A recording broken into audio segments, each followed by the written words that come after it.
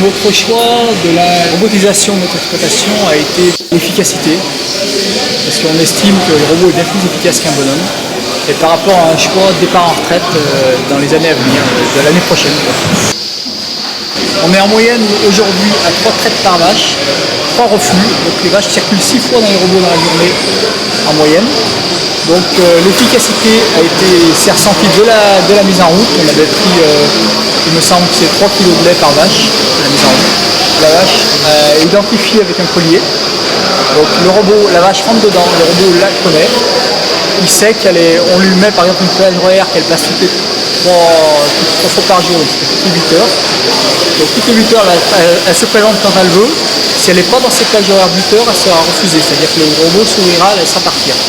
Si elle est bonne à traire, il la rentre, il la traite. Il donne son aliment qu'elle a droit de la journée par rapport à ses quantités de lait. Avant, on met tout à la crèche. Donc la vache, elle avait droit à 3 kg, mais autant elle mangeait 3,5 kg ou 2,8 kg, elle prenait à droite et à gauche.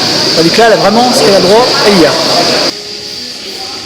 Le robot d'alimentation mis en route le 21 février 2014, efficace depuis le 10 mars on va dire, parce que c'est comme le robot de traite, hein, c'est l'électronique donc du réglage qui est un peu long et minutieux, mais une fois que c'est bien réglé ça va bien. Donc le système de ce principe, c'est au lieu de donner une seule ration par jour comme on faisait auparavant, lui il distribue tant qu'il y a besoin. Il passe toute la journée pour repousser l'ensilage aux animaux. Et il a un rayon laser qui lui indique la quantité restante de fourrage à l'auge. Donc s'il estime qu'il ne reste pas assez, il repart à sa base et il envoie l'information de charger. Donc il a pioché les aliments qui ne sont pas brassés. À l'heure actuelle, là, avec le système qu'on a, la ration base reste tout le temps fraîche. C'est-à-dire que on a du regain dedans, on n'utilise plus de fibres efficaces, ou très peu. En avant on mettait de la paille de colza, de la paille de céréales. On a tout supprimé sans éliminer trop. Donc on n'utilise que du regain, ça ramène un petit peu d'azote. Et le regain dans le bol mélangeur auparavant, le lendemain matin il était tout souillé, il était noirci comme le silo. Avec maintenant, au bout d'une journée, 2 jours, vous retrouvez tout le temps la même couleur du regain. Et après, c'est au point de vue reflux aussi. Avant, on enlevait tous les jours nos reflux, une centaine de kilos. Maintenant, on enlève 100 kilos toutes les semaines.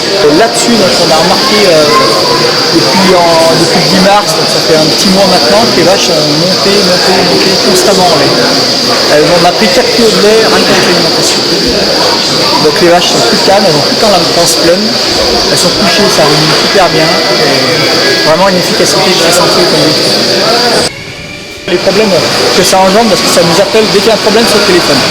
Mais après, si vous faites de la maintenance régulière matin et soir, un petit coup d'éponge, un petit coup de brosse, ça ne fait pas forcément longtemps. Ça dépend du tempérament de la vache. Vous avez des vaches qui tapent, elles tapent toujours. Donc celle-là, si elle passe qu'elle a tapé où il ne fallait pas, ça vous appelle parce qu'elle a débranché un tuyau. Voilà. Mais quand même, ça appelle pas souvent. La plus grosse contrainte est là, le téléphone. J'aurais bien aimé augmenter mon revenu en faire ça.